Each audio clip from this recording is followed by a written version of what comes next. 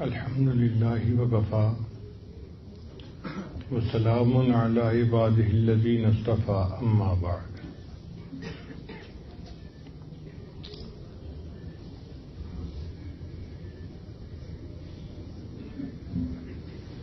جو بچہ پیدا ہوتا ہے تو وہ اپنی زندگی میں بہت کچھ سیکھتا ہے.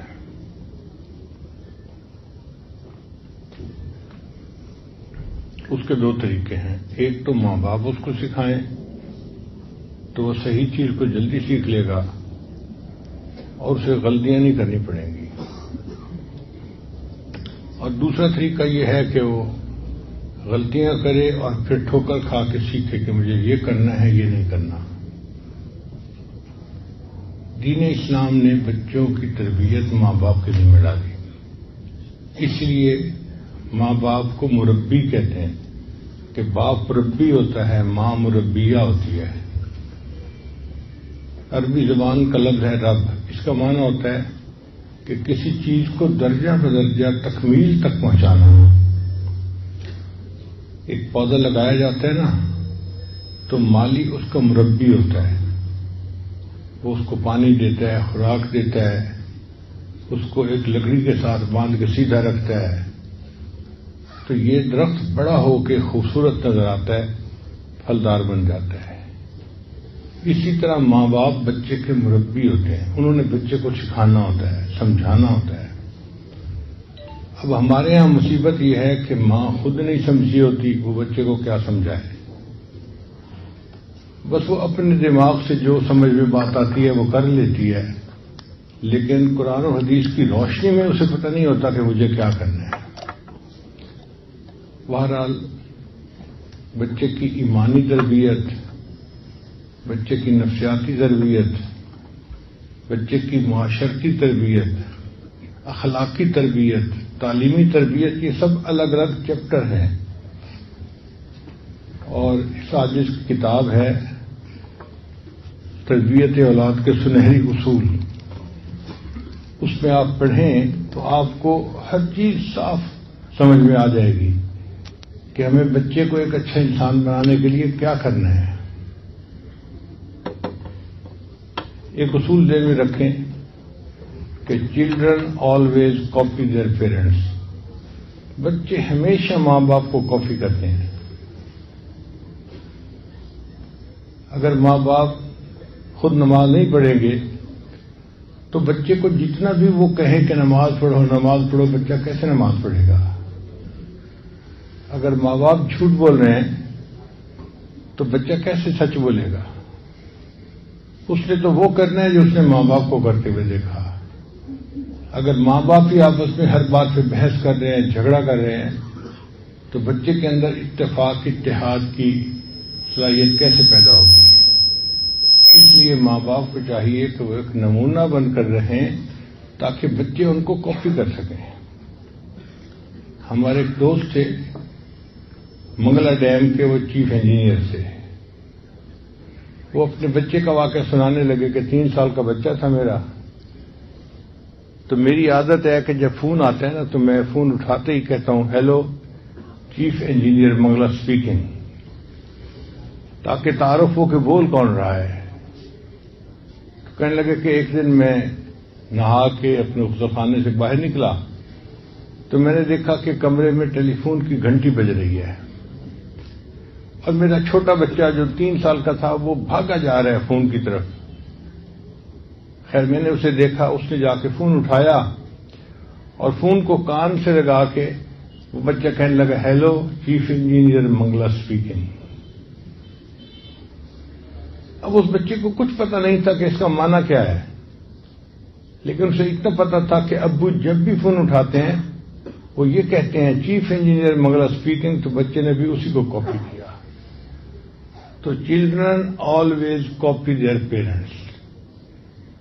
آپ اگر چاہتے ہیں کہ بچہ نمازی بنے تو نماز پڑھ کے دکھانی پڑے گی.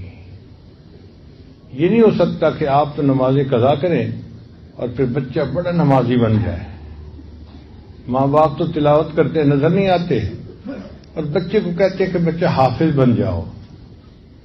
پھر بچے کو قرآن مجید کے ساتھ محبت دکھانی پڑے گی، پھر بچے کے دل میں قرآن مجید کی عظمت آئے گی۔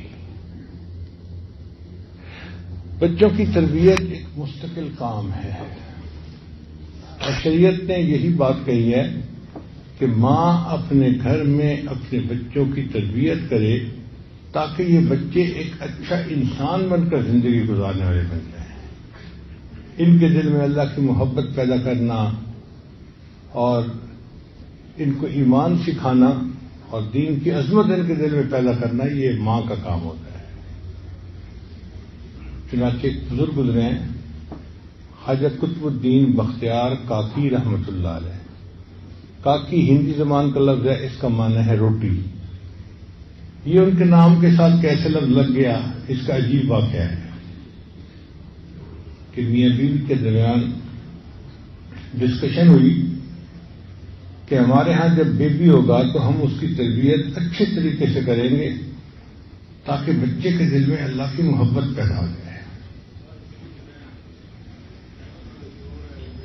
اب بچہ پیدا ہوا، تھوڑا بڑا ہوا، تو ماں نے سوچا کہ میں بچے کے دل میں اللہ کی محبت کیسے پیدا کروں، اس کا کوئی طریقہ ہونا چاہیے۔ چنانچہ بچہ ایک دن مدرسے اسکول سے واپس آیا اور اس نے آ کر کہا امی مجھے بھوک لگی ہے، کھانا دے دیجیے۔ ماں نے کہا بیٹا کھانا تو ہمیں بھی اللہ دیتے ہیں، آپ کو بھی اللہ تعالیٰ ہی کھانا دیں گے، آپ اللہ سے مانگو۔ بچے نے پوچھا امی میں کیسے مانگوں؟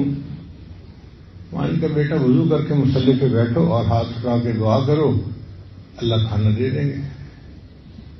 بچے نے وضو کیا، مصلی پہ بیٹھ کے ہاتھ اٹھائے، اللہ میں ابھی مدرسے سے آیا ہوں، تھکا ہوا بھی ہوں، بھوک بھی لگی ہوئی ہے، آپ میرے امی ابو کو کھانا دیتے ہیں، اللہ مجھے بھی کھانا دے دیجیے۔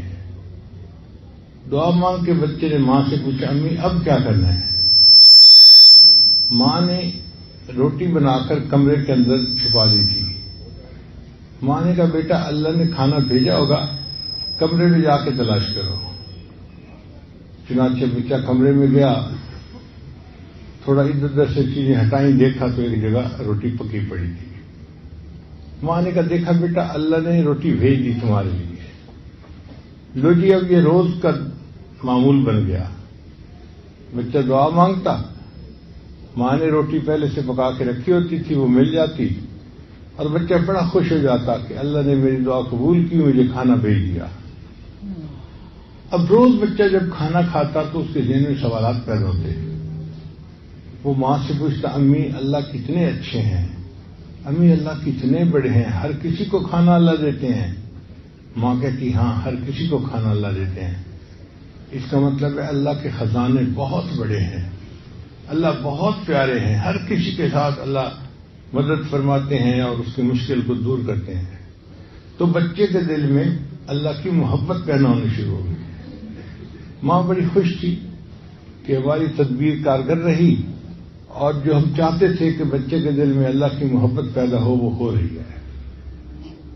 مگر اس دوران ایک عجیب واقعہ پیش آیا۔ رشتہ داروں میں کہیں کوئی نکاح کی تقریب تھی اور ماں کو جانا پڑ گیا۔ اس تقریب میں ماں ایسی مصروف ہوئی کہ اسے وقت کا خیال نہ رہا۔ جب اس نے گھڑی دیکھی تو وقت تو بچے کا مدرسے سے آنے کا ہو چکا تھا، تو ماں کو بڑی پریشانی لاحق ہوئی، میرا بچہ گھر آ گیا ہوگا، اور اگر آج اس نے مصلی پہ بیٹھ کے دعا مانگی اور اسے کمرے میں پڑا ہوا کھانا نہ ملا تو بچے کا تو یقین خراب ہو جائے گا، میری اتنی عرصے کی محنت ضائع ہو جائے گی۔ اب ماں رو بھی رہی ہے اور دعائیں بھی مانگ رہی ہے اور تیزی سے گھر کی طرف چل رہی ہے۔ جب گھر پہنچی تو اس نے دیکھا کہ بچہ چارپائی پہ لیٹا سویا ہوا ہے۔ ماں نے شکر ادا کیا کہ چلو سو گیا ہے۔ اس نے جلدی سے روٹی پکائی، کمرے میں رکھی، واپس آ کے بچے کو جگایا، بیٹے تو مدرسے سے واپس آ گئے، تمہیں بھوک لگی ہوگی، اٹھو اللہ سے روٹی مانگو اور کھا لو۔ بیٹے نے کہا اماں جب میں آیا تھا نا اس وقت مجھے بہت بھوک لگی ہوئی تھی، اس وقت میں نے مصلی پہ بیٹھ کے کھانا اللہ سے کھانا مانگا تھا، اور یہ بھی کہا تھا کہ اللہ آج امی بھی گھر نہیں ہے، میں اکیلا ہوں، آپ مجھے کھانا دے دیجیے۔ پھر امی میں کمرے میں گیا تو وہاں مجھے ایک روٹی پڑی ہوئی ملی، میں نے وہ روٹی کھائی۔ جو مزہ آج اس روٹی میں آیا وہ اس سے پہلے کبھی نہیں آیا تھا۔ تو اللہ نے اس بچے کا یقین بنانے کے لیے غیب سے روٹی کا انتظام کر دیا۔ ان کے نام کے ساتھ لگ گیا قطب الدین بختیار کاکی رحمت اللہ علیہ۔ پھر یہ بچہ اتنے مضبوط ایمان والا اللہ کا ولی بنا کہ تاریخ کی کتاب میں لکھا ہے کہ مغل بادشاہوں کا یہ پیر تھا۔ سارے مغل بادشاہ ان سے بیعت تھے، اور جب وقت کے بادشاہ بیعت ہو تو پھر عوام الناس کے کیا کہنے۔ تو لاکھوں مریدوں کے پیر یہ وہ بچہ ہے جس کی ماں نے بچپن میں تربیت دی تھی۔ ہم بھی اگر چاہتے ہیں کہ ہم اپنے بچے کی تربیت کریں تو بچپن ہی کا وقت ہے تربیت کرنے کا۔ کہتے ہیں کہ بچپن کی باتیں بچپن میں بھی بندے کو نہیں بھولا کرتی، کیونکہ وہ دل میں اتر جاتی ہیں۔ ہم نے بیرون ملک میں ایک بات عجیب دیکھی کہ پاکستانی نوجوان باہر ملک چلے جاتے ہیں، بہت جلدی شراب پینا شروع کر دیتے ہیں، بہت جلدی سور کا گوشت کھانا شروع کر دیتے ہیں، بہت جلدی بدکاری کا ارتکاب شروع کر دیتے ہیں، اس قسم کی برائیاں بہت جلدی اپنا لیتے ہیں۔ مگر وہ جتنے مرضی شرابی کبابی بن جائیں اسلام سے نہیں ہٹتے، اپنے آپ کو کہتے مسلمان ہیں۔ چنانچہ مجھے ایک بندہ ملا امریکہ میں نے پوچھا آپ کا نام کیا ہے؟ کہنے لگا میرا نام مو ہے۔ اب میں حیران کہ بھائی مو نام کیا ہے؟ تو پتہ چلا کہ ماں باپ نے نام محمد رکھا تھا، یہ چونکہ اب شرابی کبابی بن گیا یہاں آ کے، تو اسے اچھا نہیں لگتا تھا کہ مجھے شراب خانے میں کوئی محمد کے نام سے پکارے، تو اس نے لوگوں کو کہا جی میرا نام مو ہے۔ اب اس قدر غافل بندہ جو اپنا نام بھی مو کہلواتا ہے اور الٹے سیدھے کاموں میں لگا ہوا ہے، ایمان اس کے بھی دل میں ہے۔ میں نے اس سے بات چیت کی تو مجھے محسوس ہوا کہ ایمان تو اللہ پہ بڑا پکا ہے، ذرا ہٹنے کو تیار نہیں۔ تو پھر اندازہ ہوا کہ باقی عادتیں اس سے بڑے ہو کے سیکھی تھیں، شراب نہیں پینا، بدکاری نہیں کرنا، سور کا گوشت نہیں کھانا، جو اس نے خود سیکھی تھی اسے آرام سے چھوڑ دی۔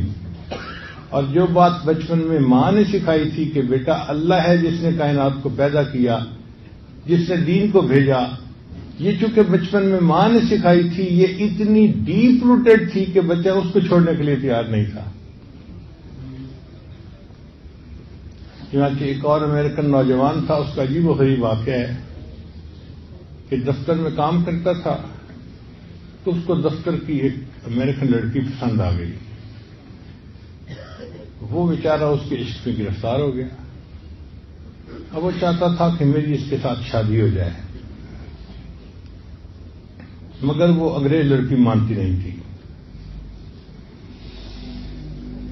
وقت گزرنے کے ساتھ ساتھ اس کی حالت اتنی عجیب ہوئی کہ اس کو یوں لگتا تھا کہ بس پوری دنیا میں اگر کوئی میرا مقصد ہے تو میں نے اس لڑکی سے شادی کر کے رہنا ہے۔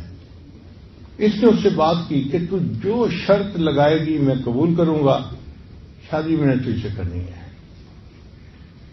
لڑکی نے اپنے والدین سے بات کی، لڑکی کے والد نے کہا کہ ٹھیک ہے ہم تمہاری شادی کر دیں گے، مگر چند باتیں اس سے ہم منائیں گے۔ کون سی باتیں؟ پہلی بات یہ کہ شادی کے بعد یہ واپس اپنے ملک پاکستان کبھی نہیں جائے گا۔ لڑکا مان گیا۔ تم اپنے والدین سے کبھی رابطہ نہیں کرو گے، یہ بھی مان گیا۔ تمہارے جتنے مسلمان دوست ہیں تم ان سب سے بے تعلقی اختیار کر لو گے۔ لڑکا اس بات کو بھی مان گیا۔ پھر جس ایریے میں تم رہتے ہو وہاں اپنا گھر چھوڑ کے، جہاں لڑکی کے ماں باپ کا گھر ہے جو عیسائیوں کی آبادی تھی، وہاں تم اپنا گھر لو گے۔ لڑکا یہ بھی مان گیا۔ پھر ان کا کہ اچھا ہم جب کھانے کے لیے جائیں گے تو جو کچھ ہم گائی، ہم ہفتے میں ایک دفعہ چرچ جاتے ہیں سنڈے کے دن، ہمارے ساتھ تم سنڈے کے دن چرچ میں جایا کرو گے۔ لڑکا یہ بات بھی مان گیا۔ پاگل ہوا ہوتا ہے نا، جیسے وہ لڑکا پاگل ہوا تھا۔ تو بہرحال لڑکی کے ماں باپ نے اجازت دے دی اور اس کی امریکن لڑکی سے شادی ہو گئی۔ شادی ہوتے ہی اس نے اپنا گھر بدلا اور اچانک غائب ہو گیا۔ نہ دوستوں کو پتا، نہ گھر والوں کو پتا کہ کہاں غائب ہو گیا ہے۔ بہت عرصہ گزر گیا، سمجھ ہی نہیں لگتی تھی۔ اللہ کی شان دیکھیں کہ 2 سال اس طرح یہ لڑکا غائب رہا۔ 2 سال کے بعد ایک دن امام صاحب مسجد میں فجر کی نماز کے لیے آئے تو انہوں نے دیکھا کہ یہ لڑکا بھی مسجد میں داخل ہوا اور اس نے فجر کی نماز پڑھی۔ پھر امام صاحب سے بات ہوئی تو امام صاحب نے کہا بھئی کہاں غائب ہو گئے، 2 سال سے آپ کو دیکھا ہی نہیں، آج آپ اچانک برآمد ہو گئے ہیں کہیں سے۔ کہنے لگا جی میں مسجد کی بجائے کمرے میں بیٹھ کے اسٹوری سناؤں گا۔ امام صاحب مسجد کے کمرے میں لے آئے۔ اس نے کہا جی کہ میرے اوپر ایسا غلبہ تھا اس لڑکی کا، عشق کا، کہ میں کہتا تھا کہ جو مرضی ہو جائے مجھے اس لڑکی سے شادی کرنی ہے۔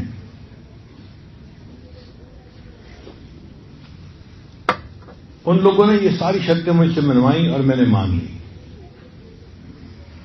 شادی کے بعد میں نے اپنی بیوی کے ساتھ زندگی گزارنی شروع کر دی۔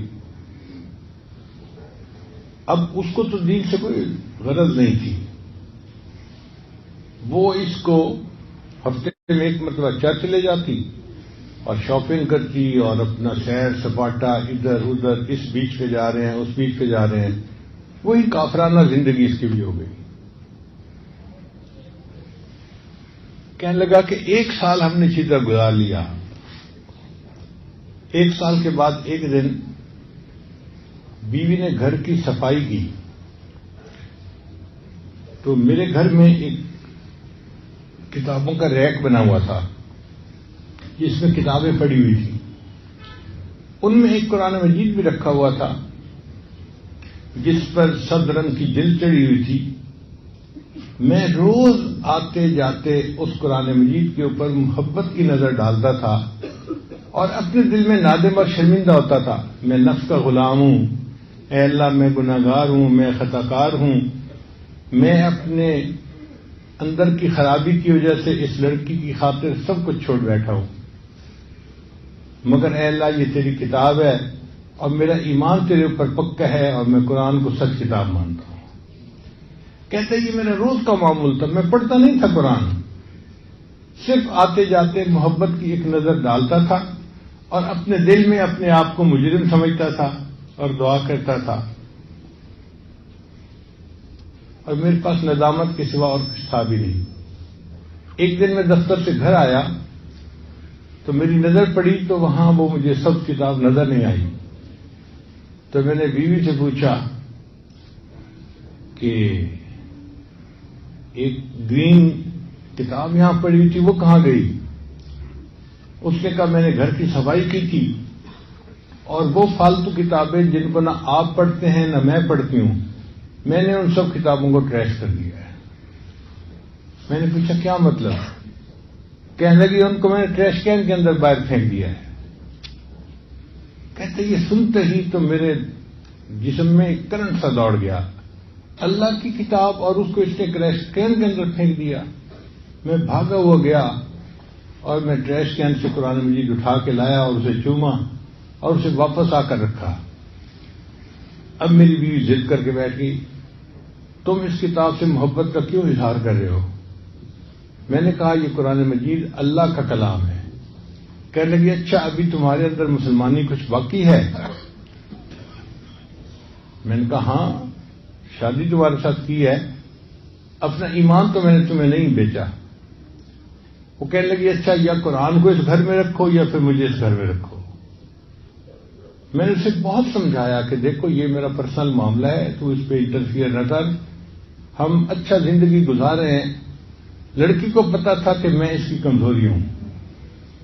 کہنے لگا کہ اس نے بریف کیس بنایا، کہنے لگی کہ میں اب گھر جا رہی ہوں والدین کو جا کے بتاتی ہوں کہ تمہارے اندر ابھی بھی اسلام باقی ہے، تم مسلمان ہو،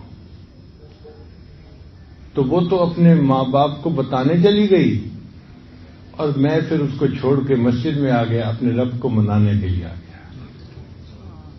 اور جو قرآن مجید کی تھوڑی سی محبت اس بچے کے دل میں تھی، اس کی وجہ سے اللہ نے اس کا ایمان بچا لیا، پھر اس نے اپنی بیوی کو طلاق دے دی اور اسلامی زندگی کو دوبارہ اپنا لیا اور ایک اچھا مسلمان بن کے زندگی گزارنے لگ گیا۔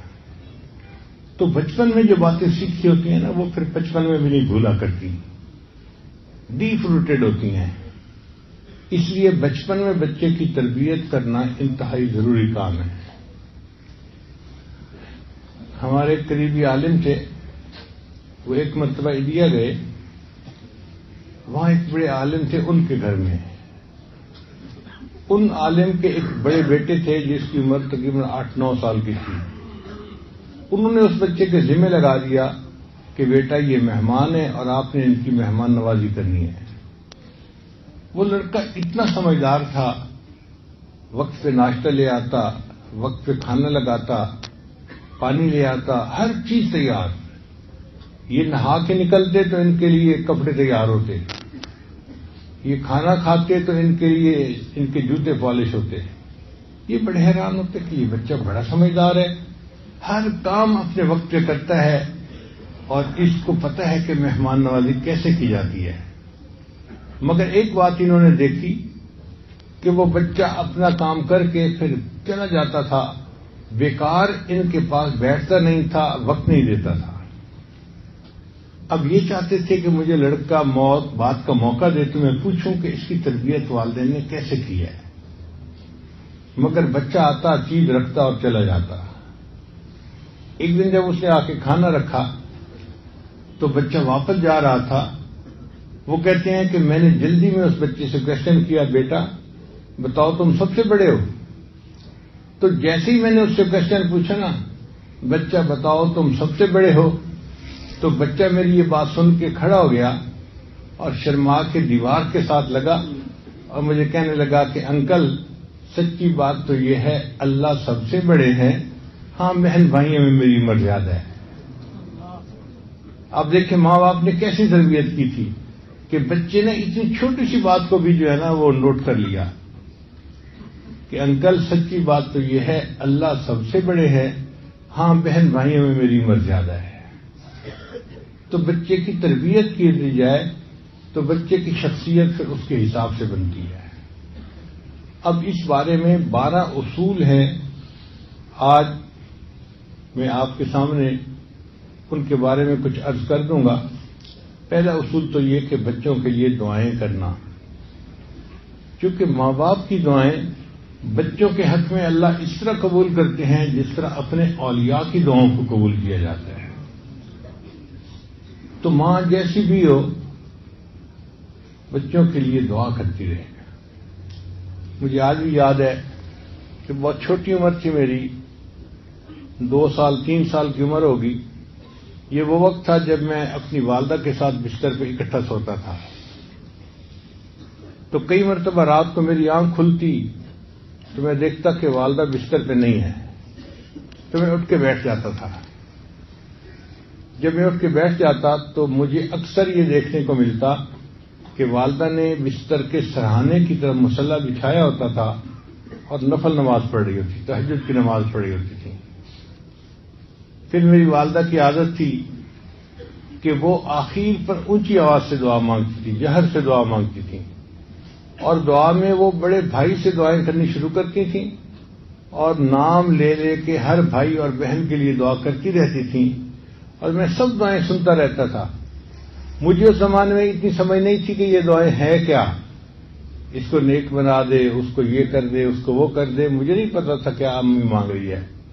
میں تو صرف نام سنتا تھا سب کے اور انتظار کرتا تھا کہ میرا نام امی کب لے گی۔ جب آخر پہ چونکہ میں بہن بھائیوں میں سب سے چھوٹا تھا، جب امی میرا نام لے کر دعا کرتی تھی تو میں سکون سے پھر بستر پہ سو جاتا تھا۔ یہ والدہ کی تہجد کی وہ دعائیں ہیں کہ جن کی وجہ سے اللہ نے میرے اوپر رحمت فرمائی، میری جہالت پہ پردے ڈال دیے اور اللہ تعالیٰ نے دنیا میں مجھے عزتوں سے نوازا. تو اپنے بچے کے لیے دعا کرنا یہ سب سے پہلا عمل ہے. 3 لڑکے تھے جو نبی علیہ الصلوۃ والسلام کی خدمت کرتے تھے اور تینوں کا نام عبداللہ تھا.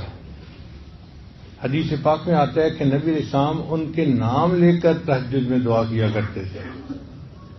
اللہ تعالیٰ نے نبی علیہ السلام کی دعاؤں کو ایسا قبول کیا کہ تینوں بچے اپنے اپنے فن میں امام بنے. عبداللہ ابن عباس عنہ امام المفسرین بنے, عبداللہ ابن عمر عنہ امام المحدثین بنے, اور عبداللہ ابن مسعود رضی اللہ تعالیٰ عنہ امام الفقہاء بنے. تو ہم بھی اپنی نمازوں میں, تہجد میں, مختلف اوقات میں اپنے بچوں کے لیے دعا کریں. یہ سب سے پہلا عمل ہے. ایک صحابیہ تھی ام سلیم رضی اللہ تعالی عنہا, ان کا بیٹا تھا انس. تو ایک مرتبہ وہ اپنے بیٹے کو لے کے نبی اسلام کی خدمت میں حاضر ہوئیں. انس جانو کی عمر تھی 10 سال کی, اور عرض کیا اے اللہ کے حبیب صلی اللہ علیہ وسلم, میں نے اپنا یہ بیٹا آپ کی خدمت کے لیے وقف کر دیا ہے, اس کو قبول کر لیجیے. چنانچہ وہ انس رضی اللہ تعالیٰ عنہ کہتے ہیں کہ میں 10 سال نبی علیہ السلام کی خدمت میں رہا, اور نبی علیہ السلام میرے لیے دعا کیا کرتے تھے, اے اللہ اس کے رزق میں اور اس کی اولاد میں برکت عطا فرما. فرماتے ہیں کہ نبی علیہ السلام کی دعا مجھے ایسی لگی کہ اللہ نے میرے رزق میں برکت پیدا فرما دی. میرا ایک باغ تھا, لوگوں کا باغ سال میں 1 مرتبہ پھل دیا کرتا تھا, اور میرا باغ سال میں 2 مرتبہ پھل دیا کرتا تھا. اور اولاد میں اللہ نے اتنی برکت دی کہ میں نے اپنے بیٹے بیٹیاں پوتے نواسیاں نواسے 100 سے زیادہ اپنی آنکھوں سے دیکھے. اتنی اللہ نے اولاد میں برکت عطا فرمائی. اور فرماتے ہیں کہ مال میں اللہ نے اتنی برکت عطا فرمائی کہ میں سونے کی اینٹوں کو لکڑی کاٹنے والے کلہاڑے سے توڑا کرتا تھا. اب آپ بتائیے کہ لکڑی کاٹنے والے کلہاڑے سے جو توڑا جاتا ہے تو وہ کوئی 2-4 تولے کی بات تو ہے نہیں نا, وہ پھر اینٹیں ہی ہوگی. اتنا اللہ نے مال دیا, اتنا اللہ نے رزق عطا فرما دیا, اتنی اولاد عطا فرما دی. تو اولاد کے لیے دعائیں کرنا یہ سب سے پہلا اصول ہے کہ اللہ ان کو نیک بنا دے, ان کو معاشرے کا اچھا فرد بنا دے, ان کو اپنے دین کا خادم بنا دے. اے اللہ ان کو محبوب صلی اللہ علیہ وسلم کا غلام, سچا غلام بنا دے. اللہ ان کو وقت کا ولی بنا دے. جو اولاد کے لیے دعائیں ماں باپ مانگیں گے اللہ تعالیٰ اس کو قبول فرمائیں گے. یہ والدین کی دعائیں اللہ کے یہاں اس طرح قبول ہوتی ہیں کہ بخاری شریف لوگ پڑھتے ہیں, امام بخاری رحمۃ اللہ بچپن میں نابینا ہو گئے تھے, آنکھوں کی بہرائی چلی گئی تھی, کچھ نظر نہیں آتا تھا. ان کی والدہ نے ان کے لیے رو رو کے اللہ سے دعا مانگی. اللہ نے امام بخاری کو دوبارہ بینائی عطا فرما دی اور اتنے بڑے وہ محدث بن گئے. تو ماں کی دعا جنت کی ہوا, اس میں کوئی شک نہیں ہے. اس لیے ماں باپ اپنی اولاد کے لیے دعائیں کریں. تربیت اولاد کا پہلا اصول یہی ہے. اور دوسرا اصول کہ بچے کے ساتھ نرمی کا معاملہ کریں, سختی نہ کریں. بچوں کی طبیعت میں خود بھی نرمی ہوتی ہے, اور بچے نرمی سے زیادہ سیکھتے ہیں بنسبت گرمی کے. آج ہمارے ماحول معاشرے کی سب سے بڑی جو ہے نا وہ کوتاہی یہی ہے کہ بس صرف ڈانٹ ڈپٹ ہمیں آتی ہے. باپ کو تو بس 2 لفظ بولتا ہے اور تیسری مرتبہ اس کا تھپڑ لگ رہا ہوتا ہے, اور کوئی بات ہی نہیں ہوتی. اور ماں بھی ہر وقت چیختی چلاتی رہتی ہے, شاؤٹ کرتی رہتی ہے, یہ نہ کرو وہ نہ کرو, تو نے سمجھایا نہیں, یہ نہیں وہ نہیں فلاں نہیں. بچے کو پیار سے سمجھانا چاہیے, وہ جلدی سمجھتا ہے. مار نہیں پیار, یہ بچے کی اولاد, یہ بچے کی تربیت کے لیے دوسرا اصول ہے. حدیث مبارکہ میں آتا ہے, نبی صاحب نے ارشاد فرمایا اللہ تعالیٰ نرمی کو پسند فرماتے ہیں. اللہ تعالیٰ نرمی کو پسند فرماتے ہیں اور نرمی پر وہ رحمتیں نازل فرماتے ہیں جو سختی کے اوپر نازل نہیں فرماتے. تو اس لیے بچوں کے ساتھ ہمیشہ نرم رویہ. نبی علیہ الصلوۃ والسلام حضرت انس عنہ کے ساتھ اتنا محبت کا رویہ رکھتے تھے کہ انس عنہ روایت کرتے ہیں کہ میں 10 سال نبی علیہ السلام کی خدمت میں رہا. 10 سال میں نبی علیہ السلام نے نہ مجھے کبھی جھڑکا، نہ گالی دی، نہ مجھے کبھی مارا، نہ لوگوں کے سامنے کبھی مجھے رسوا کیا. 10 سال نبی علیہ السلام نے پیار سے ان کی تربیت کی اور اس دوران نہ مار پیٹ کی ضرورت پیش آئی نہ بچے کو ملامت کرنے کی ضرورت پیش آئی. تو محبت سے اگر آپ بچے کو سمجھائیں گے تو بچہ بات جلدی سمجھ آ جائے گا.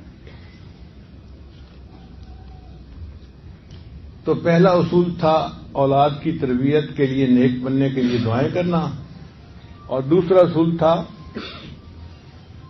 کہ بچے کے ساتھ نرمی سے پیش آنا. نبی علیہ السلام ایک مرتبہ نماز پڑھ رہے تھے تو حضرت عبداللہ ابن عباس عنہ بچے تھے، وہ بھی آ گئے تہجد کے وقت میں کہ میں بھی نبی علیہ السلام کے پیچھے نماز پڑھتا ہوں. اب انہوں نے آ کے پیچھے نیت باندھی، تو جب پیچھے نیت باندھی تھی نفل نماز تھی نا، تو نبی علیہ السلام نے انہیں پیچھے سے اشارہ کر کے اپنے ساتھ کھڑا کر لیا. وہ تھوڑی دیر تو کھڑے رہے، پھر پیچھے ہٹ گئے. پھر نبی علیہ السلام نے دوبارہ پھر ان کو اپنے ساتھ کھڑا کر لیا. وہ تھوڑی دیر کھڑے رہے، پھر پیچھے ہٹ گئے. تو نبی علیہ السلام نے تیسری مرتبہ ان کو پھر آگے کر کے اپنے ساتھ کھڑا کیا.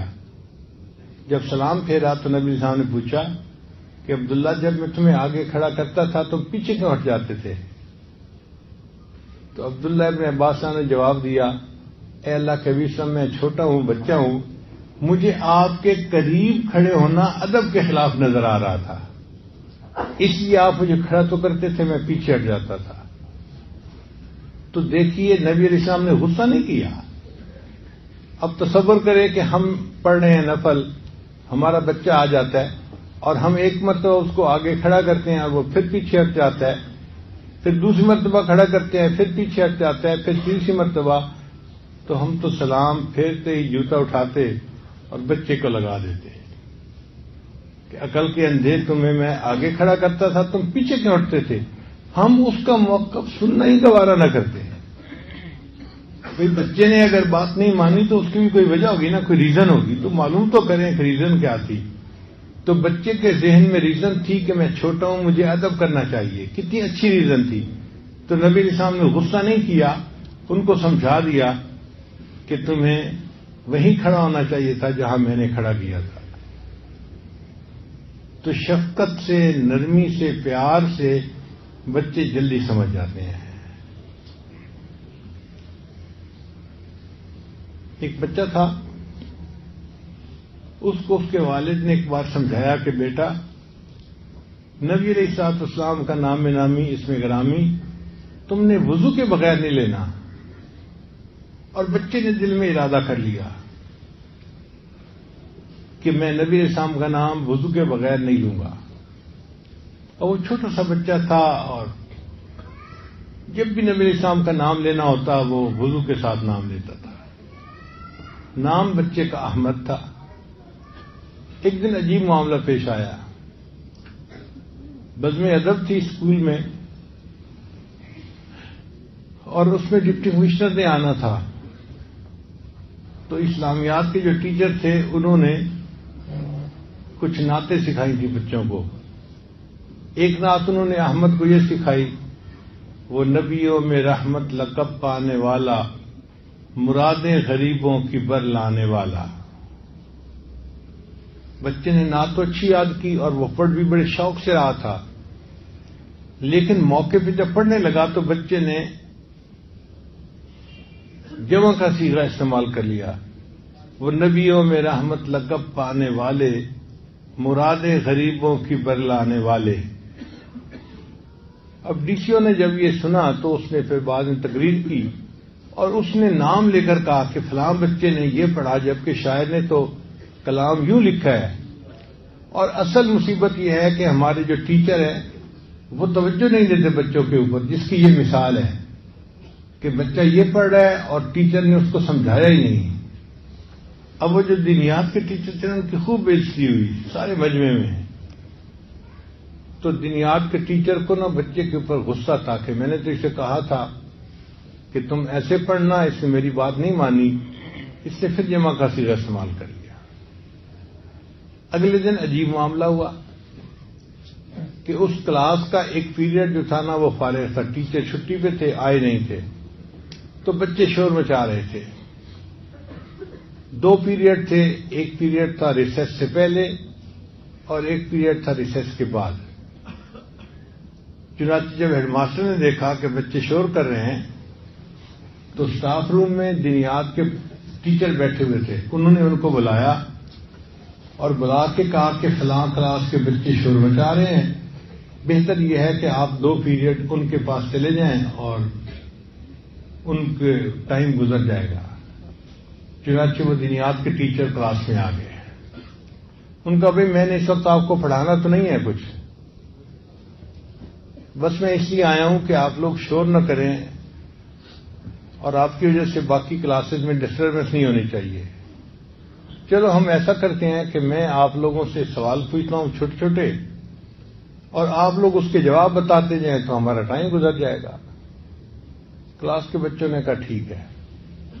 چنانچہ استاد صاحب جو تھے دینیات کے وہ چھوٹے چھوٹے کوشچن پوچھتے، فلاں کیا ہے، فلاں کیا ہے، فلاں کیا ہے، اچھا تم بتاؤ تم بتاؤ تم بتاؤ۔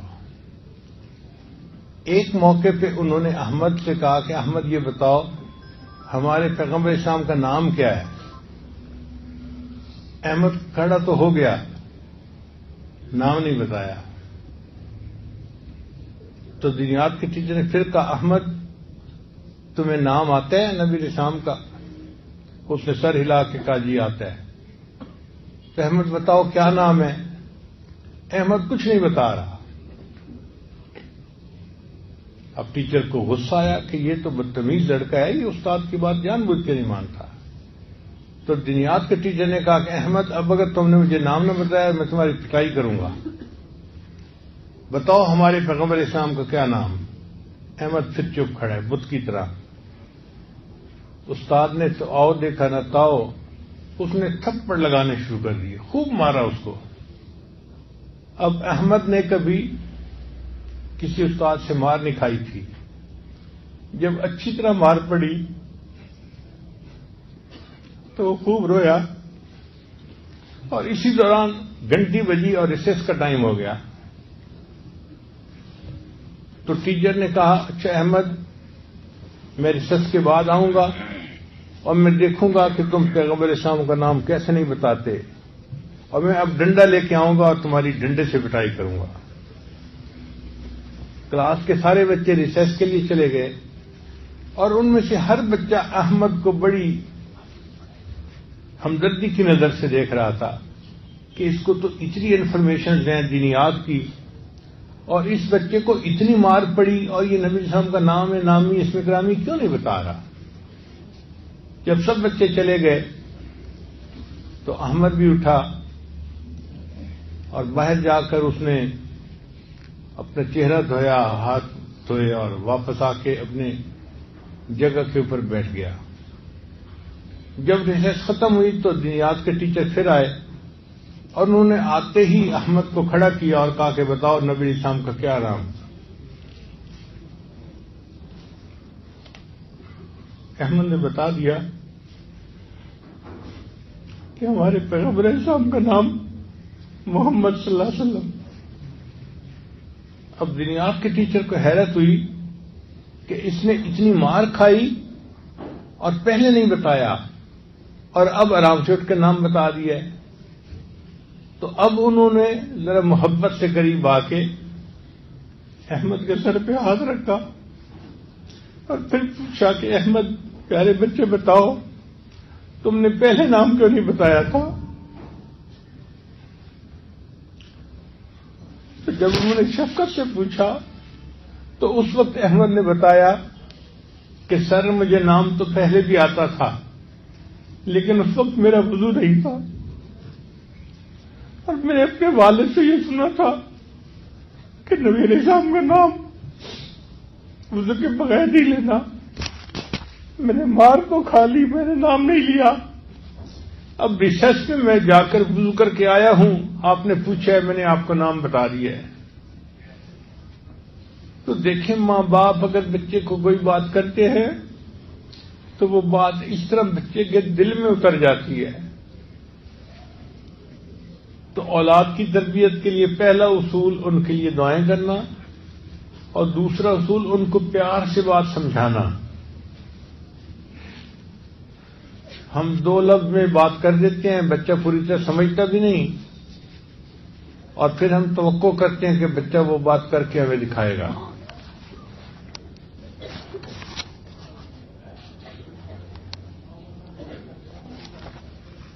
پھر تیسرا اصول کہ مناسب وقت پہ بات کرنا.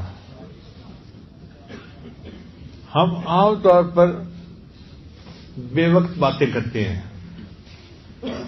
اور بے وقت کی باتیں بچوں پر اثر نہیں کرتی. بر وقت بات سونے کی دلیوں کی مانند ہوتی ہے. بچے کو اس وقت بات کریں جب بچہ ریسیپٹیو موڈ میں ہو. چنانچہ 4 اوقات ایسے ہیں کہ جب بچہ ریسیپٹیو موڈ میں ہوتا ہے, اس کو جو بات کی جائے وہ جلدی قبول کرتا ہے. ان میں سے پہلا وقت جب بچہ گاڑی میں بیٹھتا ہے نا, سواری پہ سوار ہوتا ہے, تو اس وقت بچہ لرننگ موڈ میں چلا جاتا ہے. اس لیے گاڑی میں بیٹھتے ہی بچے سوال پوچھنا شروع کر دیتے ہیں, ابو یہ کیسے, امی وہ کیسے. اور ہم اس وقت ان کو ڈانٹ ڈپٹ کرتے ہیں, چپ رہو, کیا باتیں کرتے ہو. وہ وقت بڑا قیمتی وقت ہوتا ہے. اس وقت بچے کو کوئی بھی بات کہیں وہ بچے کے ذہن میں اتر جاتی ہے, بچے کے دل میں نقش ہو جاتی ہے. اور حدیث پاک سے بھی یہ بات ثابت ہے. ایک صحابی عنہ فرماتے ہیں کہ میں نبی علیہ السلام کے پیچھے اونٹ پہ سوار تھا, تو نبی علیہ السلام نے فرمایا, یا ولد احفظ اللہ یحفظ کا, احفظ اللہ تجدہ تجاہک. یا غلام, اے بچے, تو اللہ کو ہر وقت دل میں رکھ, اپنے اللہ کو ہر وقت اپنے سامنے پائے گا. تو نبی علیہ السلام نے ایسے وقت میں یہ بات کی کہ جب بچہ سواری پہ سوار تھا. ہم بھی اس وقت کے لیے نصیحتیں تیار کر کے رکھا کریں پہلے سے, کہ بچے نے گاڑی میں بیٹھنا ہے اور ہم سے پوچھنا ہے, اور ہم اس وقت یہ نصیحت کریں گے. جب بچہ نصیحت سننے کے موڈ میں ہو اس وقت نصیحت کریں گے تو وہ نصیحت کو قبول کرے گا. ہم نصیحت اس وقت کرتے ہیں جب بچے فائٹ اینڈ فلائٹ موڈ میں ہوتے ہیں. کئی مرتبہ موڈ ایسا ہوتا ہے نا کہ بچہ بحث کرنے کے موڈ میں ہوتا ہے, یا بچہ ایسے موڈ میں ہوتا ہے کہ مجھ سے بات نہ کرو, مجھے تنگ مت کرو, ڈونٹ ڈسٹرب کا موڈ ہوتا ہے. اس کو کہتے ہیں فائٹ اور فلائٹ موڈ. اب بچہ اس موڈ میں ہے اور ماں اس وقت اس کو نصیحتیں بیٹھی کر رہی ہے, تو بچے کے سر کے اوپر سے نصیحتیں گزر جاتی ہیں, ذرا فائدہ نہیں ہوتا. تو 4 اوقات جن میں بچے بات کو جلدی قبول کرتے ہیں. ایک وقت جب بچے گاڑی میں سوار ہوتے ہیں تو لرننگ موڈ میں آ جاتے ہیں, اور دوسری بات بچے جب رات کو سونے لگتے ہیں تو لیٹتے ہی وہ لرننگ موڈ میں آ جاتے ہیں. اسی وجہ سے بہت سارے بچے اپنے ماں باپ کو کہتے ہیں امی کو اسٹوری سنائیں, اور ماں باپ جان چھڑاتے ہیں کیا یہ اس وقت جو ہے ہمیں تنگ کر رہا ہے. اور بچے کو کئی مائیں مرغی کی اسٹوری سنا رہی ہوتی ہیں, کئی مائیں چھپکلی کی اسٹوری سنا رہی ہوتی ہیں. ان کو اس وقت احساس ہی نہیں ہوتا کہ یہ اتنا قیمتی وقت تھا. ہم اس کو نبی علیہ السلام کے واقعات سنائیں, ہم قصص النبیین پڑھ کے وہ واقعات سنائیں تو بچے کے دل میں یہ باتیں نقش ہو جائیں گی. اور تیسرا وقت ہوتا ہے دسترخوان پہ کھانے کا وقت. اکثر بچے اس وقت بھی بہت سوال پوچھتے ہیں اور ماں باپ ان کو جھڑک کے چپ کروا دیتے ہیں.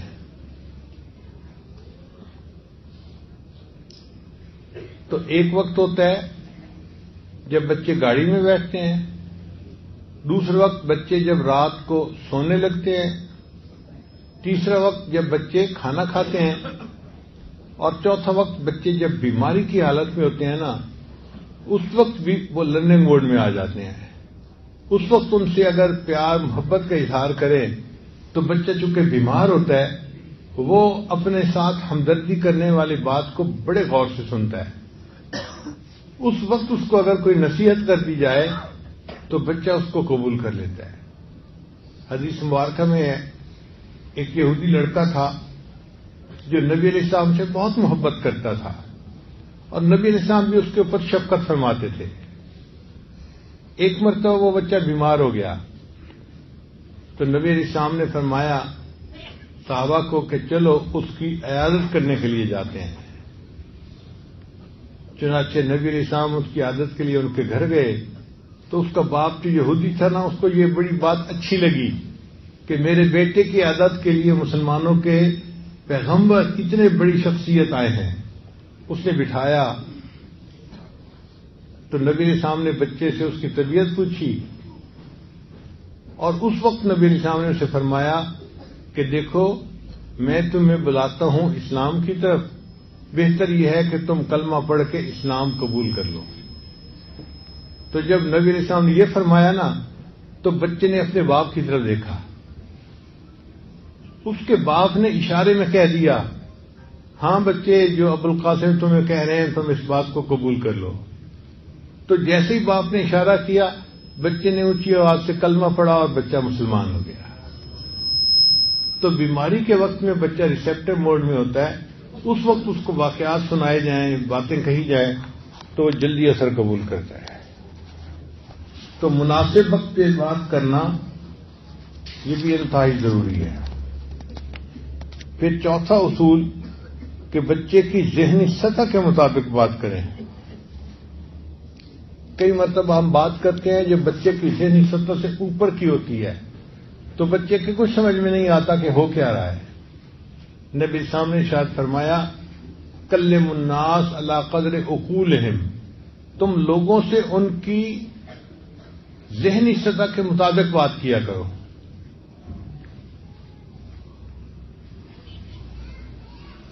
چنانچہ جب صحابہ کرام غزوہ بدر کے لیے چلے تو بدر کے میدان میں پہنچ کے انہوں نے ایک جگہ پڑاؤ کیا۔ اب صحابہ کرام یہ معلوم کرنا چاہتے تھے کہ کافروں کی تعداد کا اندازہ ہو کہ وہ کتنی ہے۔ تو نبی علیہ السلام نے چند صحابہ کو بھیجا کہ جاؤ اور دشمن کی تعداد کا اندازہ کر کے آؤ۔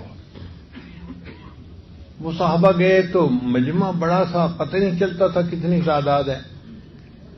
ایک لڑکا تھا جو بکریاں چراتا پکڑا گیا اور وہ کافروں کے ساتھ ہی رہ رہا تھا۔ تو صحابہ کرام اس کو بلا کے لائے، اس سے پوچھتے کہ بھئی کتنی تعداد ہے؟ وہ کبھی 200 بتاتا، کبھی 500 بتاتا، کبھی 700 بتاتا، کبھی کچھ کبھی کچھ۔ صحابہ کرام کو غصہ آیا تو ایک صحابی نے اس کے 2-4 تھپڑ بھی لگائے، سختی کی۔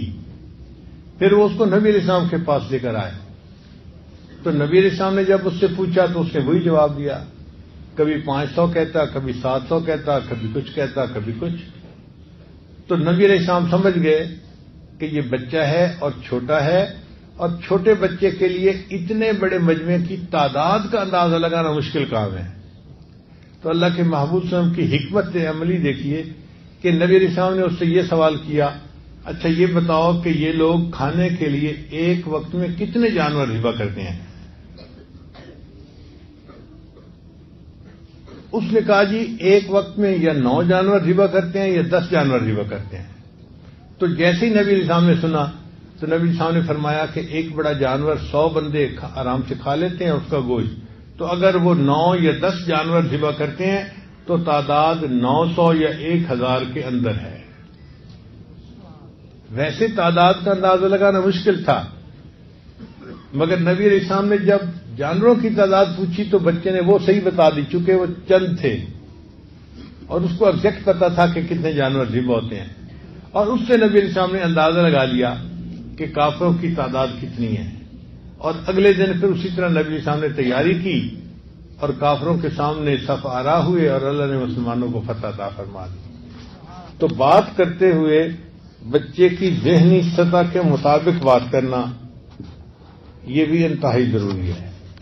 چنانچہ نبی علیہ السلام کے پاس ایک باندی آئی تو نبی علیہ السلام نے اس سے پوچھا کہ یہ بتاؤ اللہ کہاں ہے. وہ ان پڑھ تھی، بتا تو نہیں سکتی تھی. اس نے انگلی یوں کر دی آسمان کی طرف.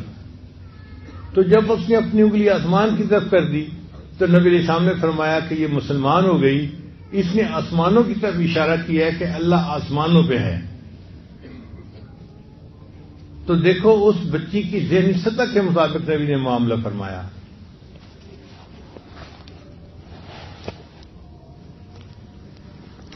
ایک مرتبہ ایک حبشن لڑکی تھی، اس کے کپڑے بڑے خوبصورت پہنے ہوئے تھے.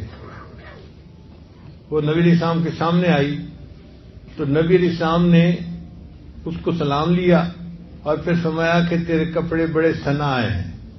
حبشی زبان میں ثنا کہتے ہیں خوبصورت کو. تو نبی علیہ السلام نے حبشہ کی زبان میں گفتگو فرمائی، یعنی حبشہ کی زبان کا لفظ استعمال فرمایا. وہ بچی اس لفظ کو سن کے اتنی خوش ہوئی کہ وہ واپس اپنے والدین کے پاس گئی اور اس نے جا کے یہ واقعہ سنایا.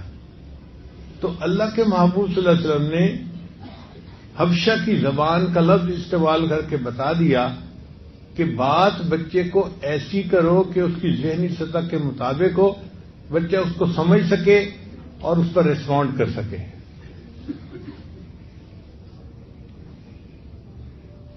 تو پہلا اصول اولاد کے لیے دعائیں کرنا، دوسرا اصول کہ نرمی سے اولاد کی تربیت کرنا، تیسرا اصول کہ مناسب وقت پہ بات کرنا، اور چوتھا اصول کہ ان کی ذہنی سطح کے مطابق بات کرنا، اور پانچواں اصول کہ واضح بات کرنا. ہم کئی مرتبہ بچے کو بات کہہ تو دیتے ہیں مگر انسٹرکشنز کلیئر نہیں ہوتی تو بچے کو سمجھ نہیں ہوتی کہ مجھے اب کیا کرنا ہے. وہ کنفیوز بھی رہتا ہے کہ میں نے یہ کرنا ہے یا یہ کرنا ہے. نبی علیہ السلام کی عادت مبارکہ تھی کہ آپ صلی اللہ علیہ وسلم بچوں کو جب کوئی بات کرتے تھے تو بہت دو ٹوک الفاظ میں واضح طور پہ بات کرتے تھے تاکہ بچہ انڈرسٹینڈ کرے کہ مجھے کیا کہا جا رہا ہے اور پھر اس کے مطابق وہ عمل کر سکے. پھر چھٹا اصول کہ بچوں کو واقعات سنائیں.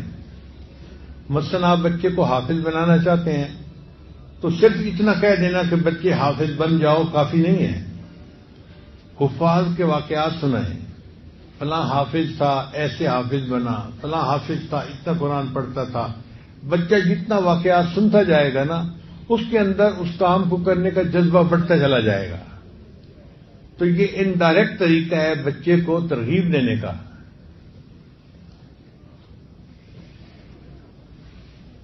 بچے کو حفاظ کے واقعات، علماء کے واقعات سنا کر ذہنی طور پہ تیار کرنا کہ وہ بچہ بھی حافظ قرآن بن جائے، تو واقعات سنانا اس کے لیے بہت فائدہ مند ہے. اللہ تعالیٰ نے قرآن مجید میں بہت ساری قوموں کے واقعات نقل فرمائے ہیں. ان واقعات کو نقل کرنے کا مقصد کیا تھا کہ امت کو بات جلدی سمجھ میں آ جائے. اگر ہمیں ان کے واقعات پڑھ کر بات جلدی سمجھ میں آ سکتی ہے تو بچہ بھی جب واقعات سنتا ہے تو بات جلدی سمجھ میں آ جاتی ہے. حدیث مبارکہ میں آتا ہے کہ بنی اسرائیل کے 3 آدمی تھے اور تینوں بیمار تھے. ایک کو برس کی بیماری تھی. برس کہتے ہیں سفید داغ جو ہوتے ہیں نا چہرے پر، جسم پر، اس کو برس کی بیماری تھی اور وہ بڑا پریشان تھا. اور دوسرا گنجا تھا، سر کے اوپر بال ہی نہیں تھے. ہر بندہ ان کا مذاق اڑاتا تھا، وہ بھی بڑا پریشان رہتا تھا. اور تیسرا بندہ آنکھوں سے نابینا تھا، وہ بھی بڑا پریشان رہتا تھا. ایک آدمی برس والے بندے کے پاس گیا اور اس کو جا کے اس نے پوچھا، بھائی آپ کا کوئی مسئلہ؟ اس نے کہا، یار کیا بتاؤں، چہرے پہ سفید داغ ہیں، ہر بندہ مجھے ملامت کی نظر سے دیکھتا ہے. جیسے ہم کہتے ہیں جی شکل پھٹ گئی، تو برس والے لوگوں کو اکثر اسی طرح کے لوگ تانے دیتے ہیں. تو مجھے تو ہر بندہ تانے دیتا ہے، میں تو محفل میں جا ہی نہیں سکتا، بیٹھ ہی نہیں سکتا، ذلت کی زندگی گزار رہا ہوں. دعا کرو کہ اللہ برس کی مرض کو ختم کر دے اور مجھے اللہ تعالیٰ رزق میں آسانی کر دے.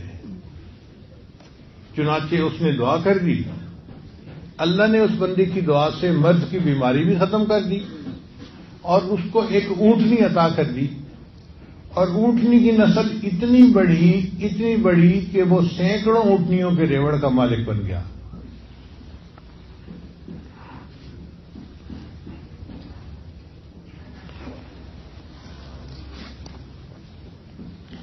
پھر وہ دوسرے بندے کے پاس گیا، اس سے پوچھا بھائی تمہارا کوئی مسئلہ؟ اس نے کہا یار میں تو فارغ البال آدمی ہوں، سر پہ بال نہیں ہے، جہاں مجلس میں جا کے بیٹھتا ہوں ہر کوئی میرے گنجے پن کی باتیں کرنی شروع کر دیتا ہے، اور میرے پاس رزق کی بھی کمی ہے. اس نے دعا کی، اللہ نے اس کے سر پہ خوبصورت بال بھی عطا کر دیے اور اس کو ایک گائے اللہ نے عطا کی، اس کی نسل اتنی بڑی کہ وہ سینکڑوں گایوں کے ریوڑ کا مالک بن گیا. پھر وہ تیسرے کے پاس گیا، اس سے پوچھا بھائی تمہارا کوئی مسئلہ؟ انہوں نے کہا یار میں تو اندھا ہوں، لوگوں کے لیے تو رات کو اندھیرا ہوتا ہے، میرے لیے تو دن میں بھی اندھیرا، نظر ہی کچھ نہیں آتا، میری کیا زندگی ہے، در در کی ٹھوکریں کھاتا ہوں اور میرے رزق میں بھی بہت کمی ہے، تو آپ دعا کریں کہ اللہ میری پریشانی دور کر دے. اس نے دعا مانگی کہ یا اللہ اس کو بینائی عطا فرما دے اور اس کے رزق میں برکتیں عطا فرما دے. اللہ نے اس کی بینائی بھی ٹھیک کر دی اور اس کو ایک بکری عطا فرمائی، اور بکری کی نسل اتنی بڑھی کہ وہ سینکڑوں بکریوں کے ریوڑ کا مالک بن گیا. حدیث مبارکہ میں آتا ہے کہ یہ تینوں آدمی بنی اسرائیل میں بڑے امیر زندگی گزارنے والے بن گئے، بڑے وقت کے سیٹھ کہلانے لگ گئے. پھر ایک بندہ پہلے کے پاس آیا اور پہلے سے آ کے کہا کہ دیکھو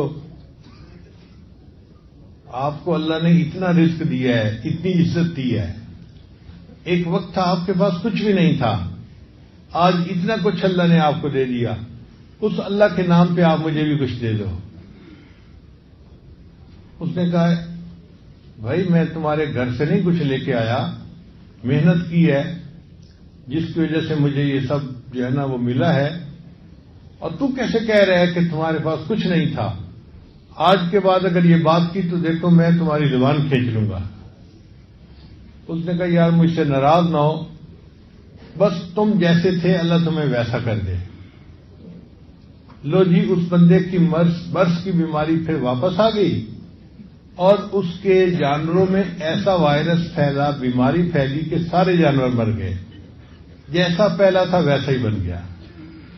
پھر یہ بندہ دوسرے کے پاس گیا اور اس سے بھی جا کے یہی سوال کیا کہ میں فقیر ہوں اور اللہ کے نام پہ مانگنے آیا ہوں، تو بھائی اللہ کے نام پہ کچھ دے دو، جس اللہ نے آپ کو سب کچھ دیا.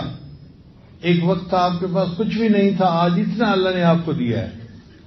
اس کو بھی اس پہ غصہ آ گیا، میں بھی امیر، میرا باپ بھی امیر تھا، میرا دادا بھی امیر تھا، ہم تو جدی پشتی امیر ہیں، نیک ہیں، اچھے لوگ ہیں، تو کیسے کہتا ہے کہ تمہارے پاس کچھ نہیں تھا؟ آج کے بعد تم نے ایسی باتیں کی تو میں تمہیں زندہ نہیں چھوڑوں گا.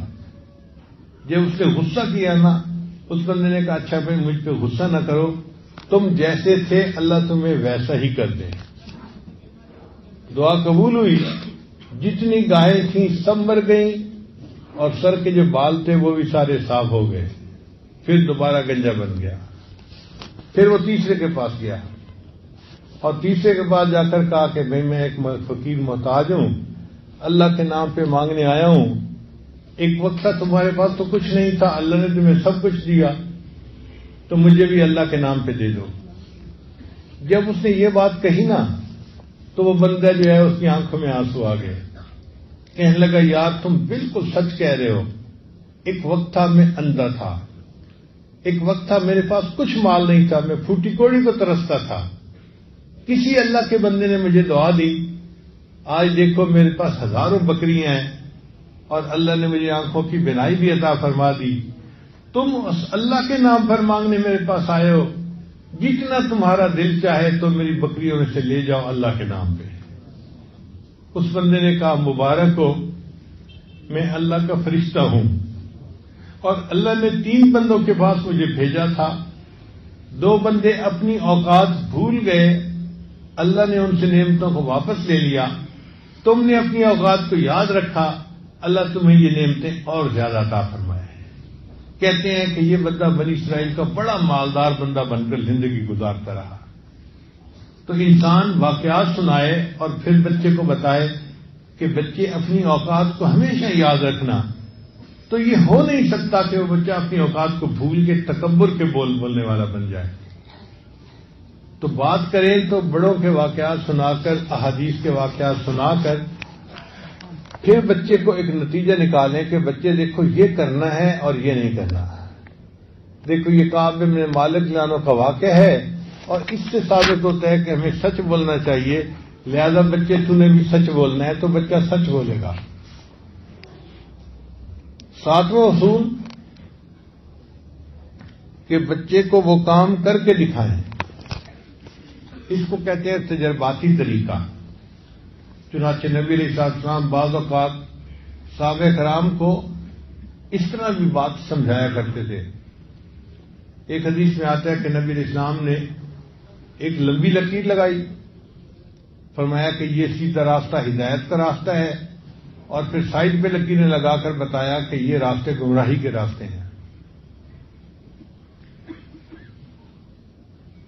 ایک مرتبہ نبی علیہ السلام ایک درخت کے قریب کھڑے تھے، آپ صلی اللہ علیہ وسلم نے اس کی ٹہنی کو ہلایا تو پت جھڑ کا موسم تھا، خشک پتے تھے وہ نیچے گر گئے۔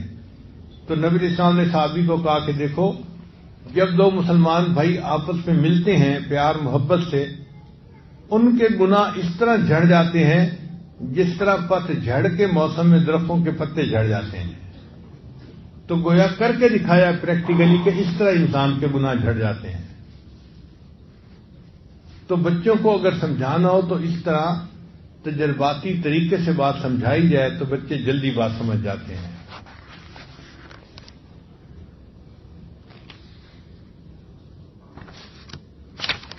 پھر بچے کے نیک کام میں بچے کی معاونت کرنا، مثلا اگر بچے کو باپ نے کہا ہے کہ جی نماز پابندی سے پڑھنی ہے تو ماں کو چاہیے کہ وہ بچے کو اپنے وقت پہ جگائے، وضو کروائے اور مصلی پہ اس کو کھڑا کرے تاکہ بچہ آسانی سے نماز پڑھ سکے۔ صرف زبان سے انسٹرکشن دے دینا کہ تم نے فجر کی نماز پڑھنی ہے یہ کافی نہیں ہوتا، اس نیک کام میں بچے کی معاونت بھی کرنی چاہیے، اور یہ معاونت ماں باپ نے کرنی ہوتی ہے۔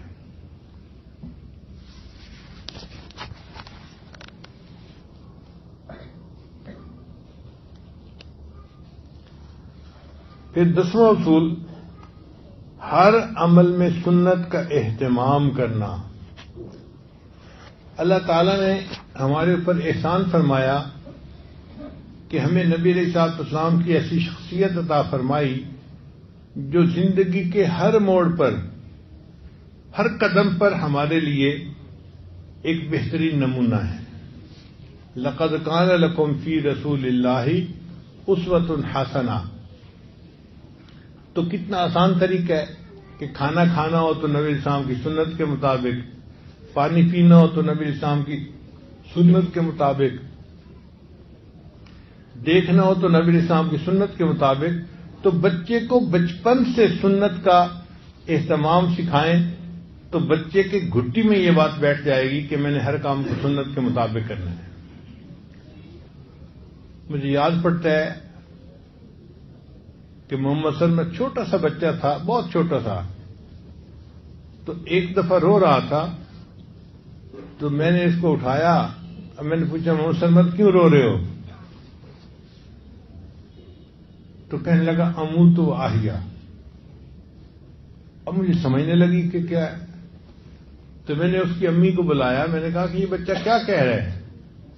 کہنے لگی اس کو نیند آ رہی ہے، اور چونکہ سوتے وقت میں اس کو سنت دعا پڑھواتی ہوں، اللہم باسمک اموت و احیا، تو اس نے نیند کا نام اموت و احیا رکھا ہوا ہے۔ جب سونا ہوتا ہے میرے پاس آ کے کہتے ہیں امی اموت و احیا۔ ایک مرتبہ میں کھڑا تھا تو ہم اس وقت اوپر کی سٹوری پہ رہ رہے تھے، کسی جگہ گئے ہوئے تھے اور اوپر کی سٹوری پہ ہماری رہائش تھی، تو محمد سرمد میرے پاس آیا اور کہتے دادا ابو سبحان اللہ۔ اب میں سمجھ نہیں رہا کہ یہ سبحان اللہ کیوں کہہ رہا ہے۔ پھر میں نے اس کی والدہ کو بلا کے کہا کہ یہ کیا کہہ رہا ہے مجھے، سبحان اللہ سبحان اللہ۔ اس نے کہا جی یہ سیڑھیوں سے نیچے اترنا چاہتا ہے، کیونکہ سیڑھی سے نیچے اترتے ہوئے ہر قدم پہ سبحان اللہ پڑھی جاتی ہے، تو اس نے سیڑھی سے نیچے اترنے کا نام ہی سبحان اللہ پڑھا۔ ایک دفعہ میں اپنے کمرے سے باہر نکلا، محمد سلمان بہت چھوٹا تھا، وہ رو رہا ہے، اور کام کرنے والی جو گھر میں خاتون تھی وہ اس کو اپنی گود میں لے کے بیٹھی ہے۔ تو مجھے بڑی حیرت ہوئی کہ یہ کام کرنے والی اس کو چپ بھی نہیں کروا رہی اور بچہ روئے جا رہا ہے۔ تو میں نے پوچھا کہ یہ بچہ کیوں رو رہا ہے؟ تو ابھی اس نے مجھے، عورت نے کوئی جواب نہیں دیا تھا کہ محمد سرور کی والدہ آ گئی۔ اس نے دیکھا کہ وہ کام کرنے والی عورت اس بچے کو جوتا پہنا رہی تھی، اور بایاں جوتا پہلے پہنا رہی تھی، اور بچہ پہننا نہیں چاہتا تھا۔ اب وہ زبردستی پہنا رہی تھی، بچہ پہننا نہیں چاہتا تھا اور بچہ رو رہا تھا۔ تو جب اس کی والدہ نے دیکھا تو اس نے اسے کہا کہ نہیں، یہ بچہ بایاں جوتا پہلے نہیں پہنے گا، اس کو دایاں جوتا پہناؤ، پھر یہ چپ کر کے پہن لے گا۔ چنانچہ کام کرنے والی نے جیسے ہی بایاں اس کو جوتا پہنایا، بچے نے خاموشی سے جوتا پہن لیا، اس لیے کہ اس کی ایک عادت بنی ہوئی تھی ایسا کرنے کی۔ تو بچپن سے اگر بچے کو سنت کا اہتمام سکھائیں گے تو یہ عادت گھٹی میں پڑ جائے گی اور بچے کی تربیت میں آسانی ہو جائے گی۔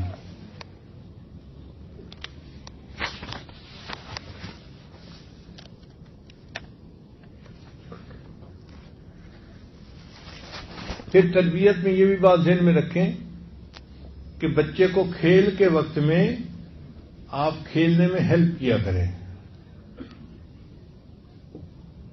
ہم کھیل کو درمیان سے نکال ہی دیتے ہیں، ہم چاہتے ہیں کہ بس بچہ کتاب لے کے بیٹھے اور صبح سے لے کے شام تک بیٹھا رہے جیسے کوئی بوڑھا آدمی ہوتا ہے۔ وہ بچہ ہے، اس کی کھیلنے کی عمر ہے، فطرت ہے اس کا کھیلنا، اس کو کھیل کا وقت دینا چاہیے۔ تو ماں باپ بچے کے ساتھ اس کے کھیل کے معاملے میں بھی دلچسپی لیں۔ اس کو فٹ بال لے کے دیا، اب ماں بھی اس کے ساتھ کھیل سکتی ہے، باپ بھی کھیل سکتا ہے۔ بچے کھیل رہے ہیں تو ان کا میچ دیکھیں کہ بچہ کیسے پرفارم کر رہا ہے۔ بچے کو خوشی ہوتی ہے جب اس کے کھیل کو ماں باپ انٹرسٹ کی نظر سے دیکھتے ہیں۔ صرف پڑھائی نہیں ہوتی کہ جس کو بہت خوش ہو کے دیکھتے ہیں، بچہ کھیل میں بھی اچھا پرفارم کر رہا ہو تو اس پہ بھی اس کو شاباش ملنی چاہیے۔ تو بچوں کے کھیل کا بھی خیال رکھیں، اس کو سوئمنگ سکھانا، گھڑ سواری سکھانا، یہ ثواب کا کام بھی ہے۔